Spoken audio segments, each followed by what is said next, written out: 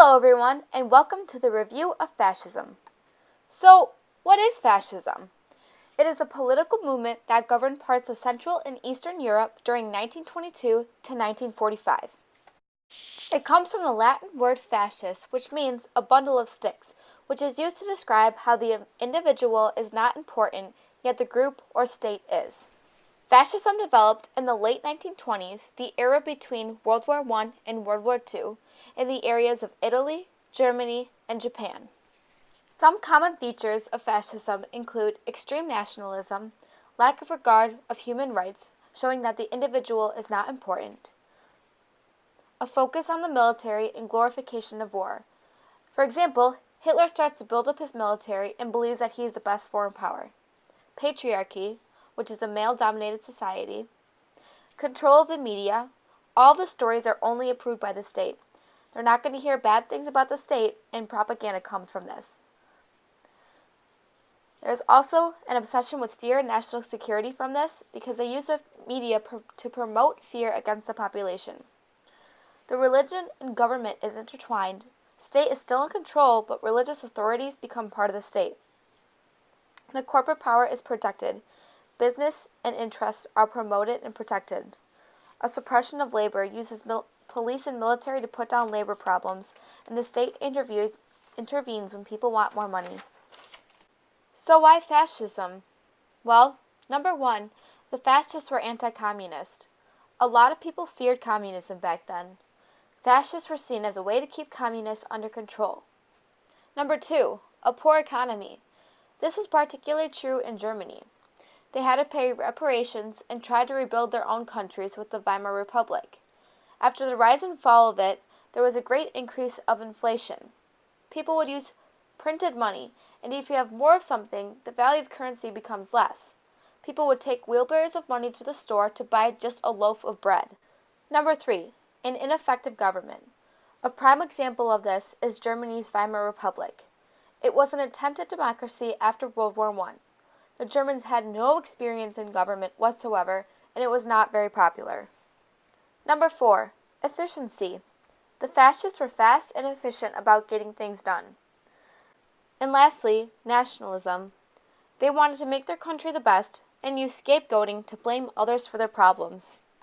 The polar opposite of fascism is communism. Communism and fascism are enemies. First off, communism is a classless society. Everyone is to be equal and works for a common goal, whereas fascism, there is defined social classes, and everyone is definitely not equal. Also, communism has a collective ownership, whereas fascism has a private ownership and is protected by the government. Communism is international and works to unite and rise up and take over, whereas fascism has extreme nationalism and is only concerned in their nation. On the other hand, the way they end up practicing is very similar. For one, they both have a single leader and one political party. They both use terror and the secret police. They have economic trade and a lack of respect for human rights. They use propaganda to promote their interests also. Fascism has mainly impacted the countries of Italy, Germany, and Japan. After feeling betrayed by the constitutional government, many Italians rallied behind the nationalist leader Benito Mussolini. Although being the son of a socialist blacksmith, during the war he rejected socialism for intense nationalism. In 1919, he organized veterans and other discontented Italians into the Fascist Party. He took the name from the Latin root fascis, which meant the bundle of sticks, which symbolized unity and authority, and promised to end corruption and replace turmoil with order. He gathered his supporters into combat squads. The squads wore black shirts to show an earlier nationalist revolt. In 1922, the fascists made an attempt for power. On the march to Rome, tens of thousands of fascists gathered towards the capital. Mussolini led the march triumphantly because he obtained a constitutional appointment from the king to lead Italy. By 1925, Mussolini had assumed more power and taken the title El Duce, meaning the leader. He ended rival parties, censored the press, rigged elections, and replaced elected officials with fascist supporters. In 1929, he even gained the support from Pope Pius XI in return for recognizing Vatican City as an independent state. He brought the economy under state control to end conflicts between owners and workers. However, he preserved capitalism. Under Mussolini's corporate state, representatives of business, labor government, and the Fascist Party controlled industry, agriculture, and trade. Mussolini's new system promoted loyalty to the state, replacing conflicting individual goals. Men, women, and children were always given slogans that glorified Mussolini and the state. While men were urged to be ruthless warriors, women were encouraged to win the battle of motherhood. Mussolini awarded a medal to those who had 14 or more children. Now we make our way over to Germany, where the rise of the fascist Hitler and Nazi Party took place. As World War I ended, Germany was on the brink of chaos. In 1919, German leaders drafted a constitution in the city of Weimar. This created a democratic government known as the Weimar Republic. The Republic had issues from the start. Politically, it was weak because Germany had many small parties. The chancellor had to form coalitions that fell apart quickly. Also, the government, which was led by moderate democratic socialists, came under constant fire from the communists and conservatives. A result of the Republic's downfall is inflation. The German mark became almost worthless. With help from the Western powers, the government did bring inflation under control. But then the Great Depression hit, so Germans turned to the leader Adolf Hitler, who promised to solve the crisis and restore Germany's former greatness.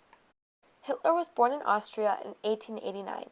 When he was 18, he traveled to Vienna, where he developed his anti-Semitism, or prejudice against the Jewish people. This would later play a huge role in his rise to power. He despised the Weimar Republic and saw it as weak. Within 1 year of fighting in the German army, he was the leader of the Nationalist Social German Workers, or the Nazi Party. In his book called Mein Kampf, he talked about his extreme nationalism, racism, and anti-Semitism. Now, moving on to Japan. From 1868 to 1912, Japan went through the Meiji Restoration. They practiced selective borrowing using the best aspects of the West. Zaibachus were created, which are large family-owned companies, and they were given monopoly power by the government. Through modernization and industrialization, Japan became a world power about 1900. Japan expands and becomes much more aggressive and starts to fight wars. There was one with China and Russia, and Japan won both of these wars. In 1930, the Great Depression hit. Trade decreased all around the world, and the price of Japanese goods decreased by 50%. Japan's reaction was fascism. Military leaders had an increase in power and set their sights on the northern Chinese province of Manchuria. This region was rich with natural resources. In 1931, Japanese army officers caused an incident to provide an excuse to seize Manchuria. They set up explosives and blew up tracks on Japanese-owned land, and claimed the Chinese committed the act. They attacked China without the consult of the government and conquered all of Manchuria.